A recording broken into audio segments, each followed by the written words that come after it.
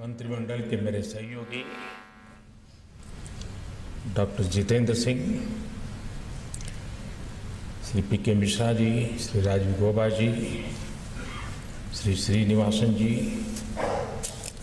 और इस कार्यक्रम में जुड़े सभी कर्मयोगी साथियों, देवी और सज्जनों, आप सभी को सिविल सेवा दिवस की बहुत बहुत शुभकामनाएं। इस साल का सिविल सर्विस डे बहुत ज्यादा महत्वपूर्ण है। ये एक ऐसा समय है जब देश ने अपनी आजादी के 75 वर्ष पूरे किए हैं। एक ऐसा समय है जब देश ने अगले 25 वर्षों के विराट विशाल लक्ष्यों को प्राप्त करने के लिए तेजी से कदम बढ़ाना शुरू किया है। देश को आजादी के इस अमृत काल तक लाने में उन अधिकारियों की बड़ी भूमिका रही जो 15, 20, 25 साल पहले इस सेवा में आए। अब आजादी के इस अमृत काल में उन युवा अधिकारियों की भूमिका सबसे बड़ी है जो अगले 15, 20, 25 साल इस सेवा में रहने वाले हैं। इसलिए मैं आज भारत के हर सिविल सेवा अधिकारी से यही कहूंगा कि आप बहुत भाग्यशाली हैं। मुझे पूरा विश्वास है कि मेरी बात पे आपको भरोसा होगा।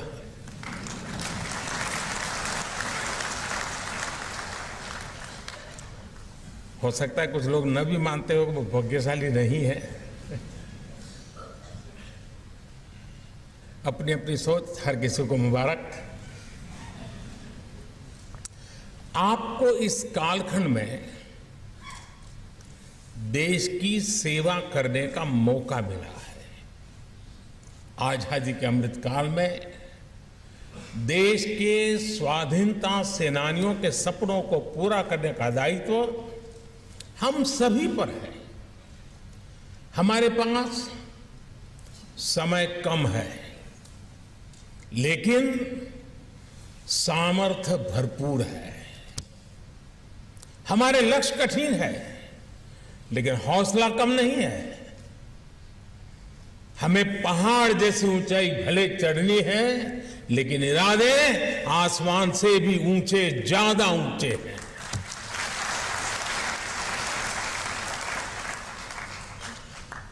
पिछले 9 वर्षों में भारत आज जहां पहुंचा है, उसने हमारे देश को बहुत ऊंची छलांग के लिए तैयार कर दिया है। मैं अक्सर कहता हूं कि देश में ब्यूरोक्रेसी वही है, अधिकारी कर्मचारी वही है, लेकिन परिणाम बदल गए हैं। पिछले 9 वर्षों में भारत अगर विश्व पटल पर एक विशिष्ट भूमिका में आया है, तो इसमें आप सबका सहयोग बड़ा महत्वपूर्ण रहा है।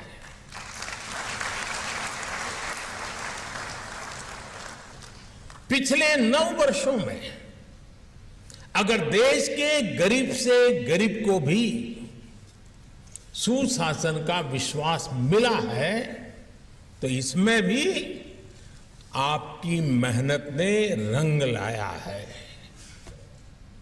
पिछले 9 वर्षों में अगर भारत के विकास को नई गति मिली है, तो ये भी आपकी भागीदारी के बिना संभव नहीं था।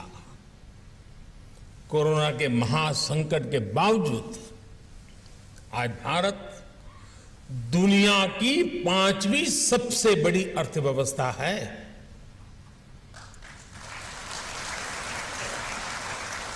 आज भारत फिनटेक वर्ल्ड में छाया हुआ है। डिजिटल पेमेंट्स के मामले में भारत नंबर 1 है। आज भारत दुनिया के उन देशों में है जहां मोबाइल डेटा सबसे सस्ता है। आज भारत में दुनिया का तीसरा सबसे बड़ा स्टार्टअप इकोसिस्टम है। आज देश की ग्रामीण अर्थव्यवस्था बहुत बड़े परिवर्तन के दौर से गुजर रही है। 2014 के मुकाबले आज देश में 10 गुना ज्यादा तेजी से रेल लाइनों का इलेक्ट्रिफिकेशन हो रहा है। 10 टाइम 2014 के मुकाबले आज देश में 2 गुनी रफ्तार से नेशनल हाईवेज का निर्माण हो रहा है।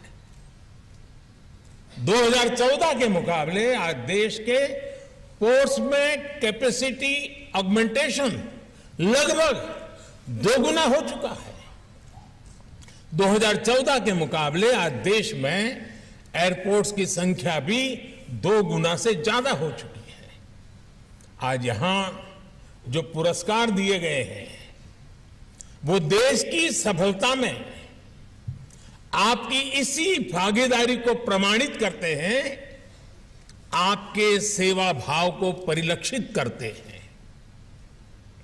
मैं सभी पुरस्कृत साथियों को फिर एक बार बहुत बहुत बधाई देता हूं।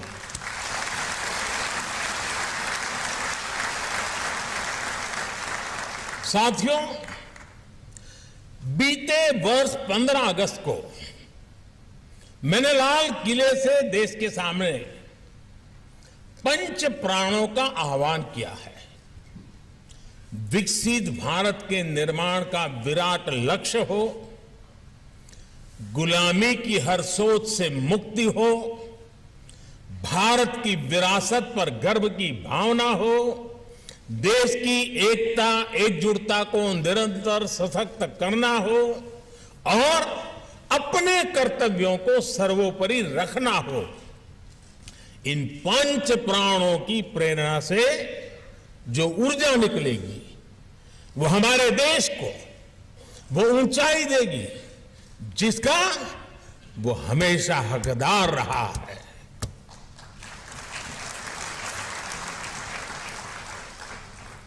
मुझे देखकर भी अच्छा लगा कि आप सभी ने इस वर्ष सिविल सेवा दिवस की थीम का भी विकसित भारत रखी है। विकसित भारत के निर्माण के पीछे क्या सोच है, ये उस पुस्तक में भी झलकता है जिसका अभी विमोचन हुआ है। विकसित भारत सिर्फ आधुनिक इंफ्रास्ट्रक्चर या आधुनिक निर्माण तक सीमित नहीं है। विकसित भारत के लिए आवश्यक है भारत का सरकारी सिस्टम हर देशवासी की आकांक्षाओं को सपोर्ट करे। विकसित भारत के लिए आवश्यक है भारत का हर सरकारी कर्मचारी देशवासियों के सपनों को सच करने में उनकी मदद करे। विकसित भारत के लिए आवश्यक है भारत में सिस्टम के साथ जो नेगेटिविटी बीते दशकों में जुड़ी थी वो पॉजिटिविटी में बदले। हमारा सिस्टम देशवासियों के सहायक के रूप में अपनी भूमिका को आगे बढ़ाए। साथियों, आजादी के बाद के दशकों का हमारा अनुभव रहा है योजनाएं कितनी भी बेहतर हो, कागज पर कितना ही शानदार रोड मैप क्यों ना हो, लेकिन अगर लास्ट माइल डिलीवरी ठीक नहीं होगी तो अपेक्षित परिणाम नहीं मिलेंगे। आप भली भांति जानते हैं कि पहले के सिस्टम की ही देन थी कि देश में 4 करोड़ से ज्यादा फर्जी गैस कनेक्शन थे। ये पहले की सिस्टम की ही देन थी कि देश में 4 करोड़ से ज्यादा फर्जी राशन कार्ड थे। ये पहले की सिस्टम की ही देन थी कि देश में 1 करोड़ काल्पनिक महिलाओं और बच्चों को महिला और बाल विकास मंत्रालय की सहायता जा रही थी। ये पहले की सिस्टम ही थी और उसी की देन थी कि अल्पसंख्यक मंत्रालय करीब 30 लाख फर्जी युवाओं को स्कॉलरशिप का लाभ देता रहता था। और ये भी पहले की ही सिस्टम की देन है कि मनरेगा के तहत देश में लाखों ऐसे फर्जी अकाउंटेंट बने, लाखों ऐसे श्रमिकों के पैसे ट्रांसफर किए गए जिनका अस्तित्व ही नहीं था। अब सोचिए, जिनका कभी जन्म ही नहीं हुआ, वो सिर्फ कागजों में ही पैदा हुए, ऐसे लाखों करोड़ों फर्जी नामों की आड़ में एक बहुत बड़ा इकोसिस्टम भ्रष्टाचार में जुटा था। आज देश के प्रयासों से, आप सभी के प्रयासों से ये सिस्टम बदला है। देश के करीब करीब 3 लाख करोड़ रुपए गलत हाथों में जाने से बचे हैं। आप सब इसके लिए अभिनंदन के अधिकारी हैं।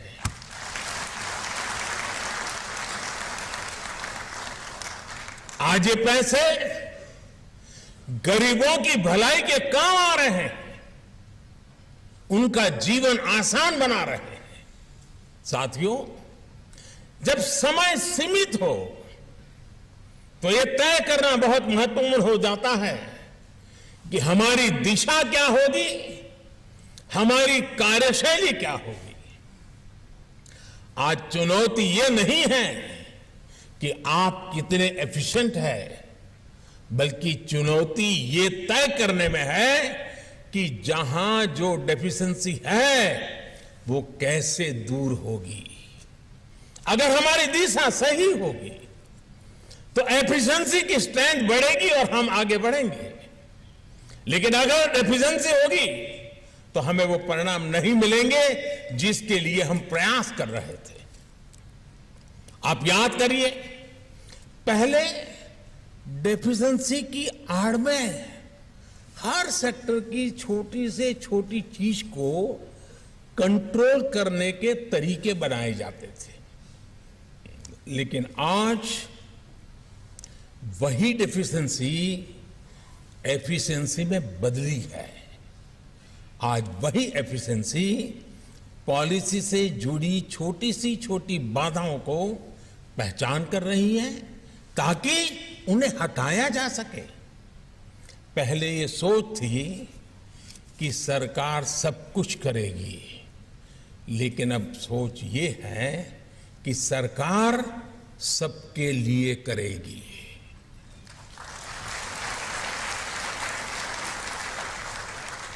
अब सरकार सबके लिए काम करने की भावना के साथ टाइम और रिसोर्सेज का एफिशिएंटली उपयोग कर रही है।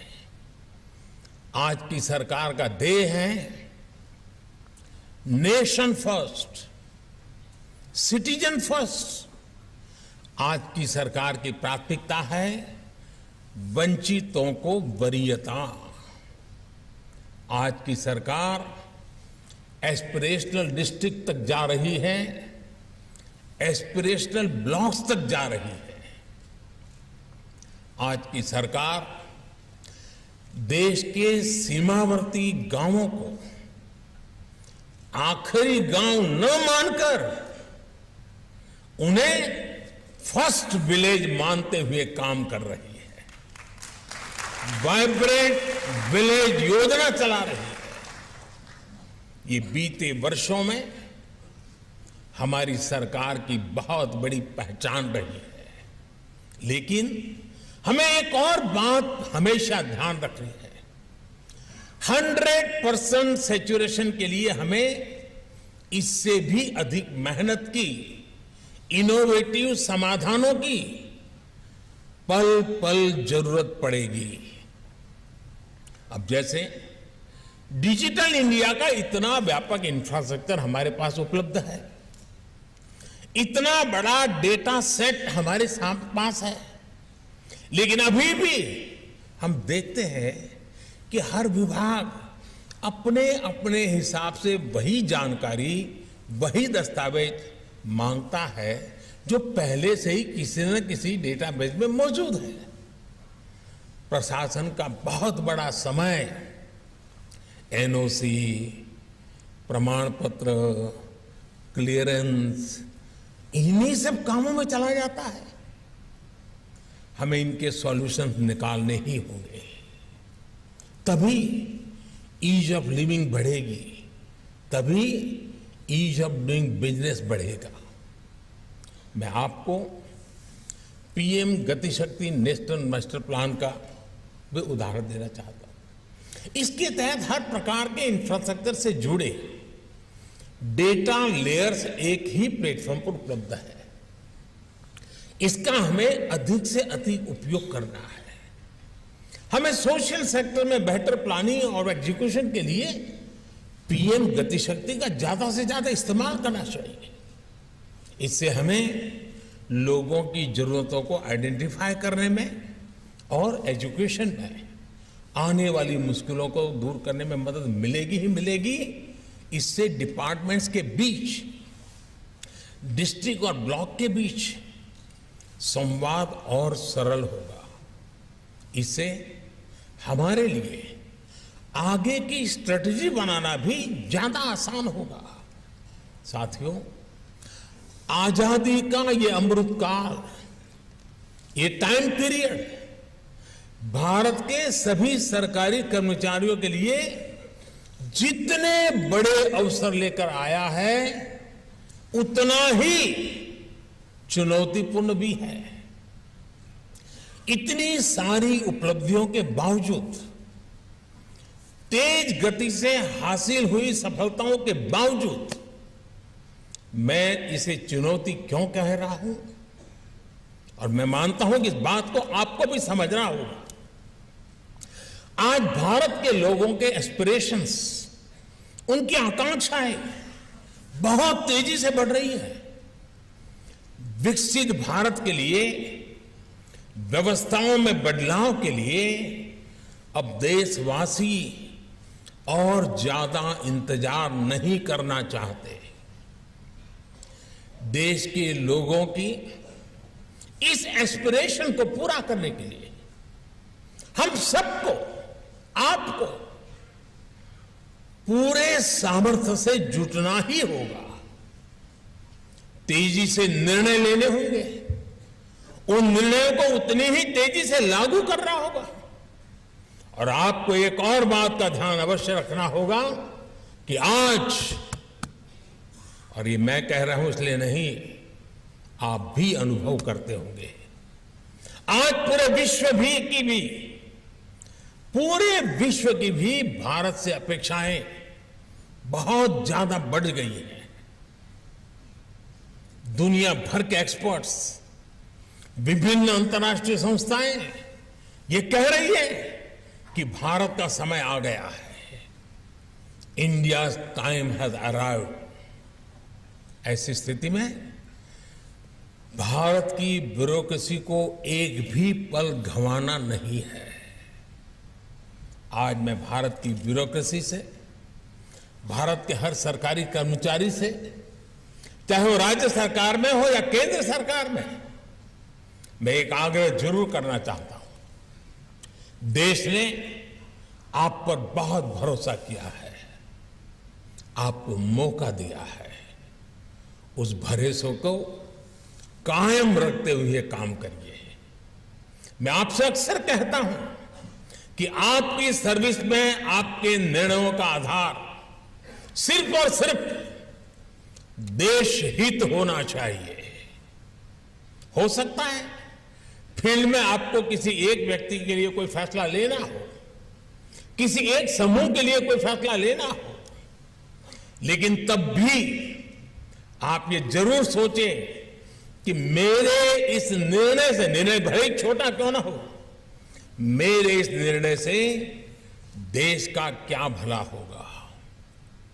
यानी आपके लिए कसौटी देश हित ही है। और मैं आज भारत की ब्यूरोक्रेसी के लिए इस कसौटी में एक और बात जोड़ना चाहता हूं। मुझे विश्वास है आप इस कसौटी पर भी खरा उतरेंगे। साथियों, किसी भी लोकतंत्र में राजनीतिक दलों का बहुत महत्व होता ही है और यह आवश्यक भी है, और ये लोकतंत्र की ब्यूटी है। हर दल की अपनी विचारधारा होती है। संविधान ने हर दल को यह अधिकार दिया है, लेकिन एक ब्यूरोक्रेट के तौर पर, एक सरकारी कर्मचारी के तौर पर अब आपको अपने हर निर्णय में कुछ सवालों का अवश्य ध्यान रखना ही पड़ेगा। जो राजनीतिक दल सत्ता में आया है वो टैक्स पेयर्स मनी का इस्तेमाल अपने दल के हित के लिए कर रहा है या देश के हित के लिए कर रहा है, उसका उपयोग कहां हो रहा है ये आप लोगों को देखना ही होगा। दोस्तों,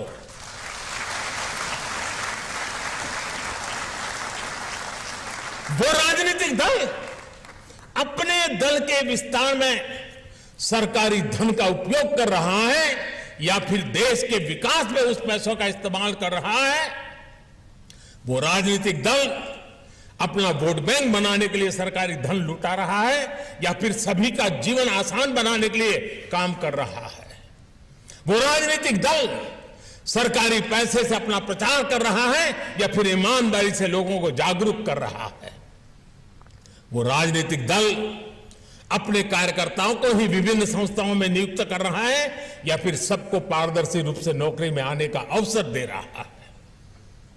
वो राजनीतिक दल नीतियों में इसलिए तो फेरबदल नहीं कर रहा ताकि उसकी आकाओं की काली कमाई के नए रास्ते बने। आप अपने हर फैसले से पहले इन सवालों के बारे में जरूर सोचें। सरदार पटेल जिस ब्यूरोक्रेसी को स्टील फ्रेम ऑफ इंडिया कहा करते थे, उसी ब्यूरोक्रेसी को उनकी अपेक्षाओं पर भी खरा उतरना है, क्योंकि अब अगर ब्यूरोक्रेसी से चूक हुई तो देश का धन लूट जाएगा, टैक्स पेयर्स मनी तबाह हो जाएगा, देश के युवाओं के सपने चकनाचूर हो जाएंगे। साथियों, जो युवा बीते कुछ वर्षों में या पिछले दशक में देश की सिविल सेवा से जुड़े हैं, उन्हें मैं कुछ बातें विशेष तौर पर कहना चाहता हूं। आप भी जानते हैं कि जीवन जीने के दो तरीके होते हैं। पहला, गेटिंग थिंग्स डन, और दूसरा, लेटिंग थिंग्स हैपन। पहला एक्टिव एटीट्यूड है और दूसरा पैसिव एटीट्यूड का प्रतिबिंब है। पहले तरीके से जीने वाले व्यक्ति की सोच होती है कि हां, बदलाव आ सकता है। दूसरे तरीके में विश्वास करने वाला व्यक्ति कहता है, ठीक है, रहने दो, सब ऐसे ही चलता है, पहले से भी चलता है, आगे भी चलता रहेगा, वो तो अपने आप हो जाएगा, ठीक हो जाएगा। गेटिंग थिंग्स डन, ये यकीन रखने वाले आगे बढ़कर जिम्मेदारी लेते हैं। जब उन्हें टीम में काम करने का अवसर मिलता है तो वो हर काम का ड्राइविंग फोर्स बन जाते हैं। लोगों के जीवन में बदलाव लाने की ऐसी ज्वलंत इच्छा से ही आप एक ऐसी विरासत छोड़ जाएंगे जिसे लोग याद करेंगे। आपको ये भी याद रखना होगा कि एक अफसर के रूप में आपकी सफलता इस बात से नहीं आंकी जाएगी कि आपने अपने लिए क्या हासिल किया। आपकी सफलता का आकलन इस बात से होगा कि आपके काम से, आपके कैरियर से दूसरों का जीवन कितना बदला है। जिनका जीवन बदलने की जिम्मेदारी आपके पास थी, वे लोग आपके बारे में क्या सोचते हैं। इसलिए आपको ये हमेशा याद रखना है, good governance is the key. जब पीपल सेंट्रिक गवर्नेंस होती है, जब डेवलपमेंट ओरिएंटेड गवर्नेंस होती है, तो वो समस्याओं का समाधान भी करती है और बेहतर रिजल्ट भी देती है। गुड गवर्नेंस में जनता के प्रति जवाबदेही होती है। एक ही राज्य में एक जिला अच्छा परफॉर्म करे और दूसरा न करे, तो इसके पिछले असली वजह गुड गवर्नेंस का अंतर ही होता है। हमारे सामने एस्पिरेशनल डिस्ट्रिक्ट्स का उदाहरण है। हमने जब जोश से भरे देश के युवा अफसरों को वहां नियुक्त किया, उन्हें गुड गवर्नेंस के लिए प्रेरित किया, तो नतीजे भी बेहतरीन आए। आज अनेक एस्पिरेशनल डिस्ट्रिक्ट्स डेवलपमेंट पैरामीटर्स में देश के दूसरे जिलों से भी बहुत अच्छा प्रदर्शन कर रहे हैं। जब आप इस पर फोकस करेंगे, पीपल्स पार्टिसिपेशन पर फोकस करेंगे, तो जनता में भी ओनरशिप का भाव, उसकी भावना और अधिक मजबूत होगी। और जनता जनार्दन किसी भी योजना की ओनरशिप ले लेती है तो अभूतपूर्व नतीजे आना सुनिश्चित हो जाता है। आप स्वच्छ भारत अभियान देख लीजिए, अमृत सरोवर अभियान देख लीजिए, जल जीवन मिशन देख लीजिए। इनकी सफलता का बड़ा आधार जनता द्वारा ली गई ओनरशिप है। साथियों, मुझे बताया गया है कि आप अपने जिले की आकांक्षाओं को ध्यान में रखते हुए एक डिस्ट्रिक्ट विजन एट 100 तैयार कर रहे हैं। ऐसा ही विजन पंचायत स्तर तक होना चाहिए। अपनी ग्राम पंचायत, अपने ब्लॉक, अपने डिस्ट्रिक्ट, अपने राज्य में हमें किन सेक्टर्स पर फोकस करना है, इन्वेस्टमेंट को आकर्षित करने के लिए कौन कौन से बदलाव करने हैं, हमारे जिले, ब्लॉक या पंचायत में कौन से प्रोडक्ट्स हैं जिन्हें हम एक्सपोर्ट कर सकते हैं या उस स्तर तक ले जा सकते हैं। इनको लेकर एक स्पष्ट विजन हमारे पास होना चाहिए। आप अपने क्षेत्र में स्थानीय उत्पादों को बढ़ावा देने के लिए एमएसएमई और स्वयं सहायता समूहों के बीच कड़ियों को जोड़ सकते हैं। आप सभी के लिए लोकल टैलेंट को प्रोत्साहित करना, लोकल एंटरप्रेन्योरशिप को सपोर्ट करना, स्टार्टअप कल्चर को बढ़ावा देना, मैं समझता हूं कि ये समय की मांग है। साथियों, हेड ऑफ द गवर्नमेंट रहते हुए मुझे 20 साल से भी ज्यादा समय हो चुका है। आप में से कई लोग बरसों से मेरे साथ काम कर रहे हैं और मैं तो कहूंगा मेरा सौभाग्य है कि आप जैसे साथियों के साथ मुझे काम करने का अवसर मिला है। आप जानते हैं कि मैंने हमेशा कैपेसिटी बिल्डिंग पर कितना जोर दिया है। मुझे खुशी है कि आज आप सब सिविल सर्वेंट के बीच मिशन कर्मयोगी एक बड़ा अभियान बन चुका है। मिशन कर्मयोगी का मकसद है सिविल सर्वेंट्स के फुल पोटेंशियल का उपयोग करना। कैपेसिटी बिल्डिंग कमीशन इस अभियान को पूरी मजबूती से आगे बढ़ा रहा है। मेरा यह भी मानना है कि ट्रेनिंग और लर्निंग कुछ महीनों की औपचारिकता बनकर नहीं रहनी चाहिए। इसलिए ट्रेनिंग और लर्निंग से जुड़ा क्वालिटी मटेरियल हर जगह हर समय उपलब्ध हो, इसके लिए आई गॉट प्लेटफॉर्म बनाया गया है। अब सभी नए रिक्रूट्स को आई गॉट पर कर्मयोगी प्रारंभ के ओरिएंटेशन मॉड्यूल के साथ भी ट्रेन किया जा रहा है।